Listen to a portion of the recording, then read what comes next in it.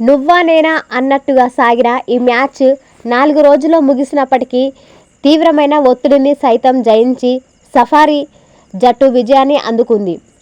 Test గద సొంతం చేసుకుంది. వాస్తవానికి బలమైన కంగారు జట్టును ఓడిస్తుందని, టెస్టు గద సొంతం చేసుకుంటుందని సఫారీ జట్టు మీద ఎవరికీ ఏమాత్రం అంచనాలు లేవు.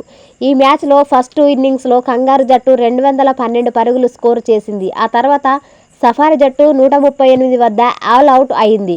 ఇక సెకండ్ ఇన్నింగ్స్లో కంగారు జట్టు 207 రన్ స్కోర్ చేసింది. మొత్తంగా సఫారీ జట్టు ఎదుట 282 రన్ టార్గెట్స్ విధించింది. తొలి ఇన్నింగ్స్లో 138 రన్స్కు కుప్పకూలిన నేపథ్యంలో సఫారీ జట్టు 282 రన్స్ స్కోర్ బ్రేక్ చేస్తుందని ఎవరూ ఊహించలేదు. దీంతో కంగారు జట్టులో విపరీతమైన ఆత్మవిశ్వాసం కనిపించింది. త్వరగానే సఫారీ జట్టును ప్యాకాఫ్ చేస్తామనే భావన వారిలో దర్శనమిచ్చింది.